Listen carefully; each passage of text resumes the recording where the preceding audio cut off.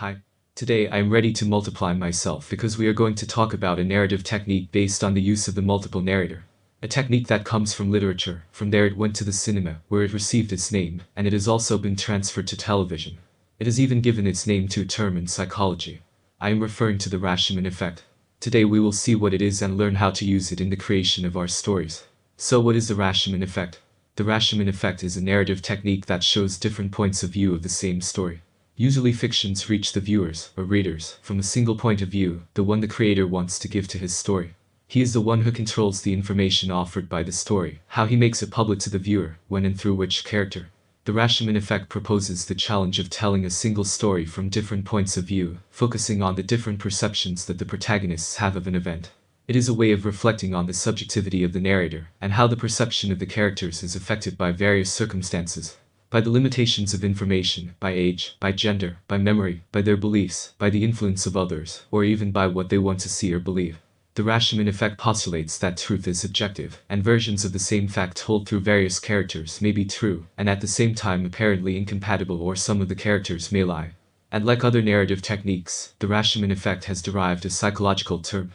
According to Wikipedia, this effect is produced by subjectivity and personal perception when telling the same story or situation, whereby individuals who tell the story do so differently, but in such a way that any of the versions is reasonably possible, without any of these versions having to be false. They are simply influenced by one's own variability in perception. It is a hint to subjectivity that we could define with the classic quartet of the Spanish writer Ramon de Campoamor. In this treacherous world, nothing is true or false, everything is according to the color of the glass with which one looks. And what is the origin of the term Rashomon effect? The name Rashomon effect comes from the film Rashomon, directed by Akira Kurosawa in 1950, and based on two stories from Ryunosuke Kitagawa, Rashomon and In the Forest. This film narrates the death of a samurai and the rape of his wife in 12th century Japan, through the different stories of those involved by means of flashback. Each of these stories is presented as a story within a story, that is, each character tells it from his own point of view, which accentuates its apparent realism, without presenting any of them as true at the end. On the contrary, Rashomon shows us that all of them, in a certain way, are true, but that truth is explained according to the context, background and conditions of each subject. Rashomon begins that discontinuous and kaleidoscopic narration that is so much in use today. Each of the story's narrators offers the viewer part of information that may or may not be completed by other points of view. It is complicated to use this kind of narrative structure in a television series, if we wanted to cover all its episodes, that is, to be part of the format and not something special. But it has been used in many series and individual episodes in both comedy and drama. An example of comedy is the third season of How I Met Your Mother, when the stories of the four protagonists confront each other, explaining how they met. And as an example of drama, I remember in Lost when we watched the Sun and Jin flashbacks, and it was clear that they had a very different viewpoint on the same events.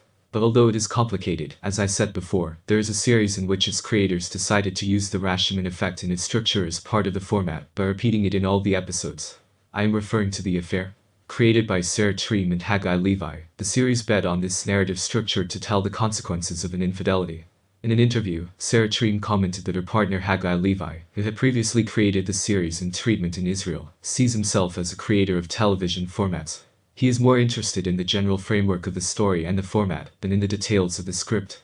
When they created The Affair, they thought of doing a Rashomon structure where there were two perspectives, which were telling the story to someone at some point in the future.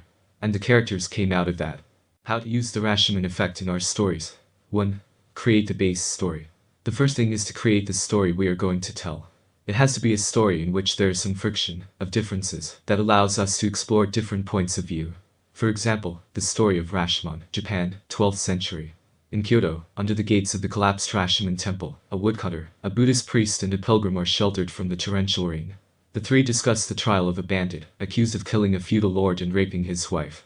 The affair explores the emotional effects of an extramarital relationship between Noah and Allison after the two meet in the resort town of Montauk, Long Island. Noah is a high school teacher in New York who has published a novel, and is starting work on his second book. He is happily married with 4 children, but suffers from financial dependence on his father-in-law, a successful writer. Allison is a young waitress trying to rebuild her life, and her marriage after the death of her son. 2. Deciding on protagonists and points of view.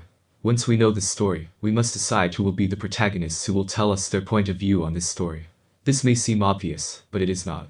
For example, in the story that Kurosawa used to make Rashomon, the reader was confronted with the versions of 7 different witnesses who explained the events surrounding a murder that took place in a forest.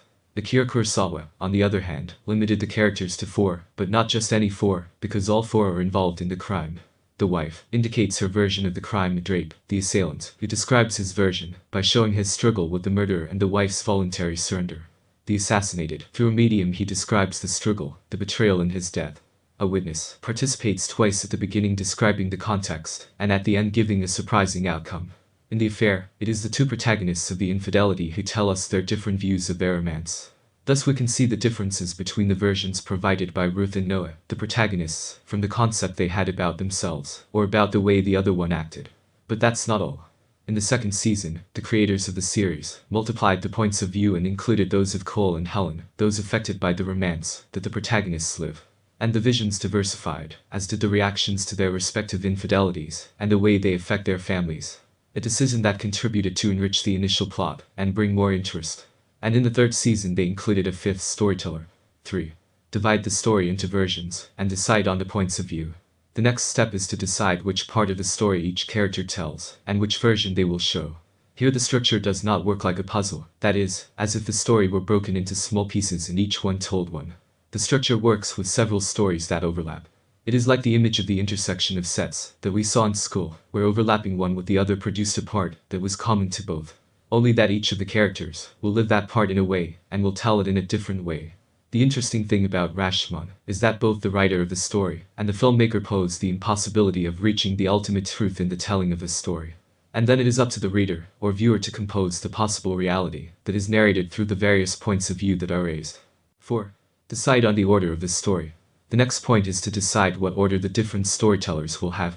This phase is fundamental because it is the one that will structure the narration.